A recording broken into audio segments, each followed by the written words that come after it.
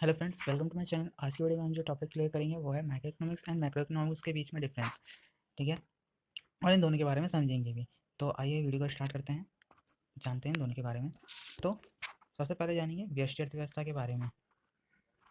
व्यष्टि अर्थव्यवस्था के बारे में आइए समझते हैं। जब आर्थिक समस्याओं तथा आर्थिक मुद्दों का अध्ययन व्यक्तिगत उपभोक्ता या व्यक्तिगत उत्पादक, मतलब खरीदने वाला और बनाने वाला, जैसी छोटी आर्थिक इकाइयों को ध्यान में रखकर किया जाता है।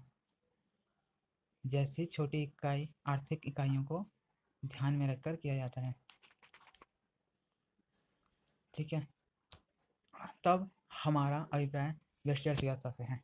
ठीक है, तो यहाँ पे क्या कह रहा है, आर्थिक समस्याओं तथा आर्थिक मुद्दों का अध्ययन जब हम करते हैं तो वो व्यक्तिगत उपभोक्ता या व्यक्तिगत उत्पादक जैसी ये छोटी इकाइयाँ होती हैं, मतलब इंडिविजुअल, मतलब सिंगुलर, एक व्यक्ति द्वारा जब हम क्या करते हैं ना आर्थिक मुद्दों का अध्ययन, तब उससे कह रहा है उसका जो सब अभिप्राय होता है वो व्यष्टि अर्थव्यवस्था से होता है। तो एक व्यक्तिगत आर्थिक इकाई के स्तर पर आधारभूत आर्थिक समस्या चयन की समस्या है, जो दुर्लभ या सीमित संसाधन के वैकल्पिक उपयोग से में बंटवारे से संबंधित है। एक उपभोक्ता को विभिन्न वस्तुओं तथा सेवाओं के खरीदने में अपनी निश्चित आय का आवंटन करना पड़ता है। उसे अपनी संतुष्टि अधिकतम करनी होती है। वह इसे कैसे करता है? अशास्त्रीय होने के नाते क्या हमने उपभोक्ता व्यवहार से संबंधित कुछ आधारभूत सिद्धांतों का अध्ययन तथा अन्वेषण किया है?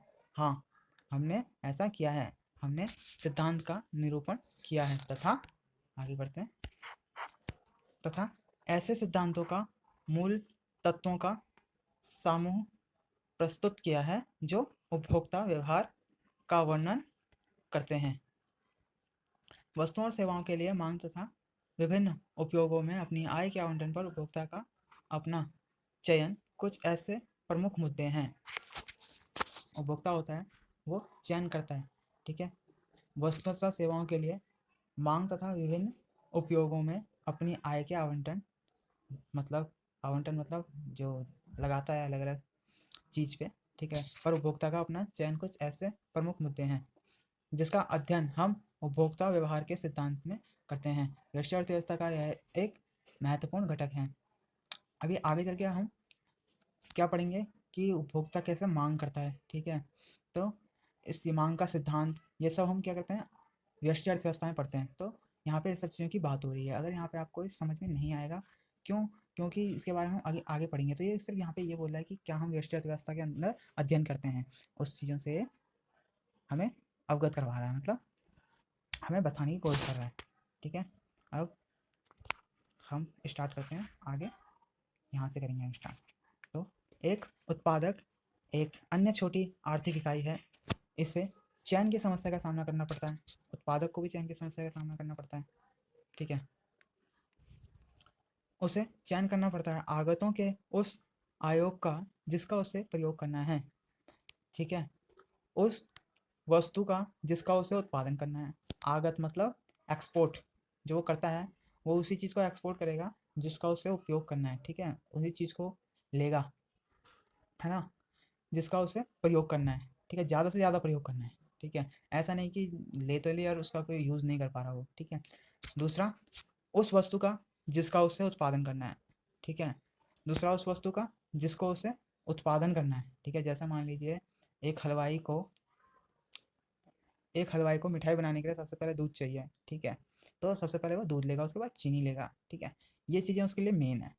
ठीक है, तो वो इन चीज़ों का इस्तेमाल करेगा। वो वहाँ पे नमक या मिर्च नहीं लेगा क्योंकि वो उसके लिए उस समय इम्पोर्टेंट नहीं है। तो जो चीज़ इम्पोर्टेंट है सबसे पहले वो उस चीज़ का यूज़ करेगा और उस चीज़ को खरीदने की कोशिश करेगा, और ज़्यादा मात्रा में खरीदने की कोशिश करेगा जितना उसके लिए यूज़फुल हो, जितना उसको यूज़ करनी हो। ठीक है, उसे अपने संसाधनों का आवंटन इस प्रकार से करना चाहिए कि वह अपने लाभों को अधिकतम कर सके। उससे जो लाभ प्राप्त करेगा वो अधिक से अधिक लाभ उसने प्राप्त कर सके।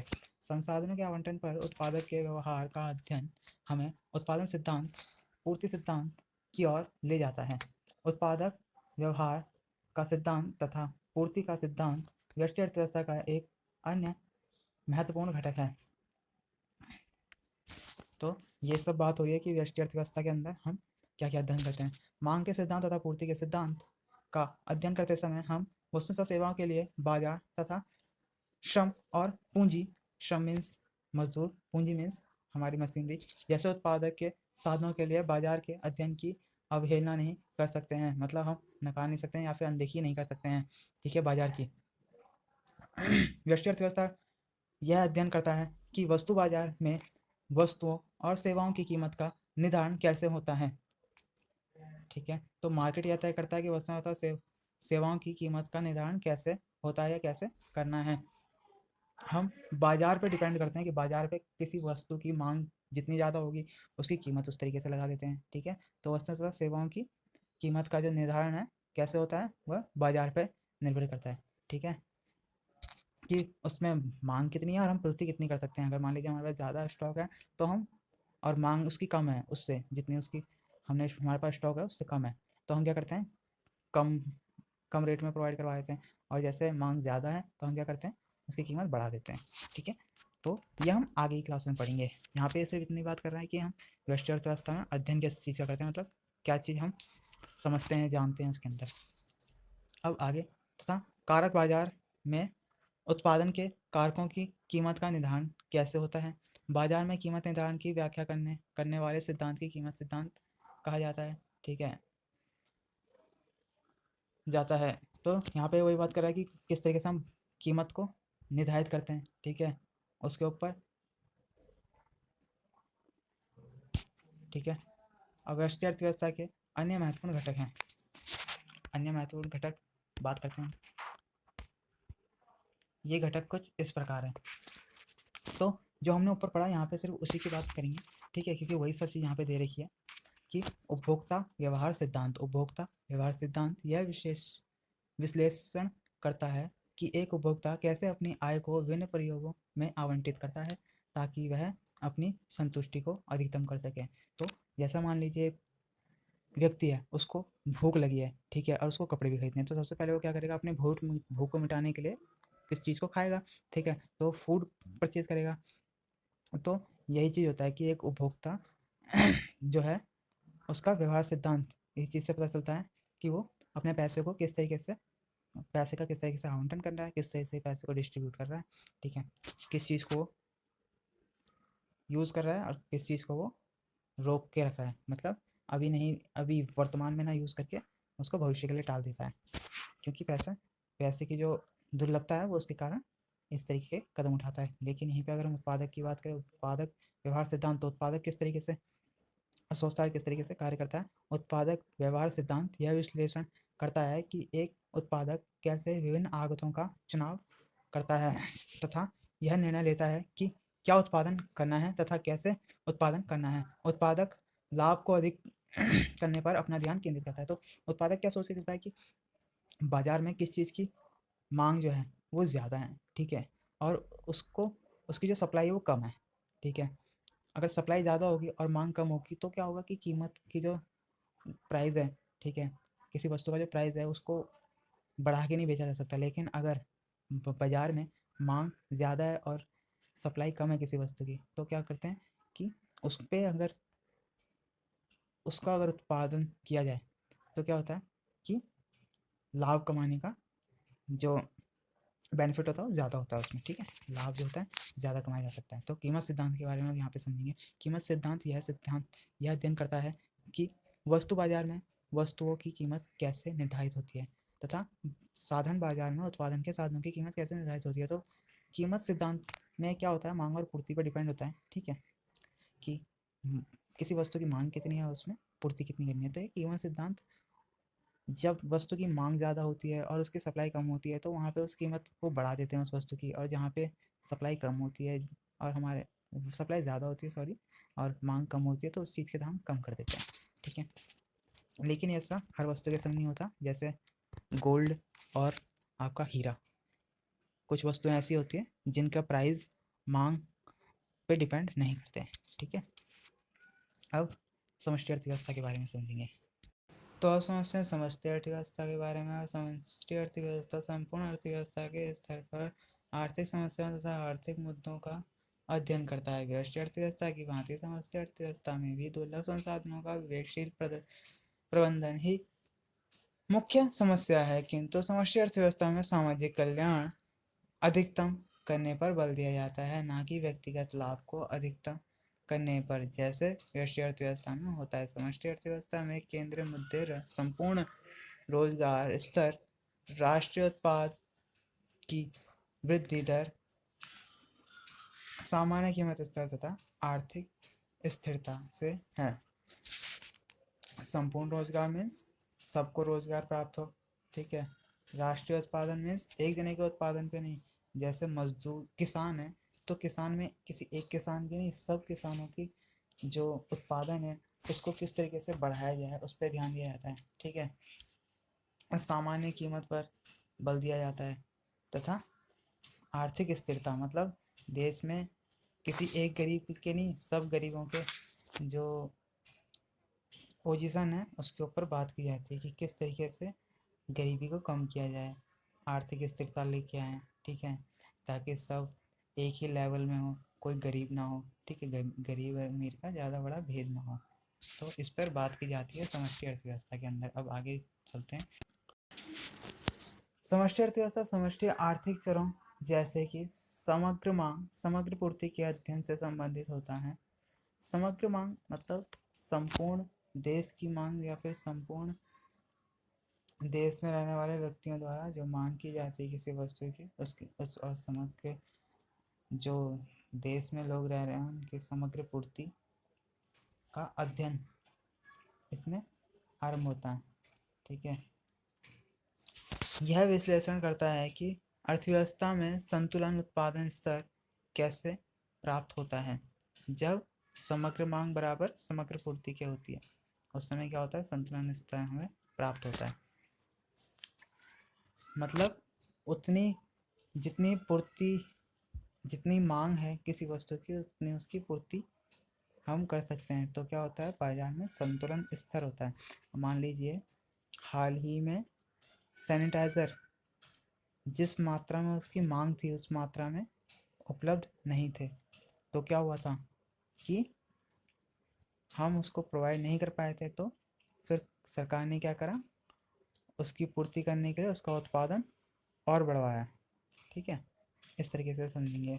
अर्थव्यवस्था में पूर्ण रोजगार संतुलन स्तर से कम या अधिक होने की स्थिति का स्फीतिक तथा अस्फीतिक अंतराल की समस्या के रूप में अध्ययन किया जाता है। स्फीतिक और अस्फीतिक मतलब पूर्ण रोजगार देश में है या नहीं है, बेरोजगारी की स्थिति है, अस्फीतिक अंतराल या स्फीतिक अंतराल रोजगार की स्थिति है, तो इन दोनों में इसे अध्ययन किया जाता है। वित्तीय तथा मौद्रिक नीतियों का अध्ययन अर्थव्यवस्था में स्फीतिक तथा अस्फीतिक अंतराल की स्थितियों से निपटने के माप के रूप में किया जाता है। तो इससे क्या करते हैं, वित्तीय तथा मौद्रिक नीतियाँ मतलब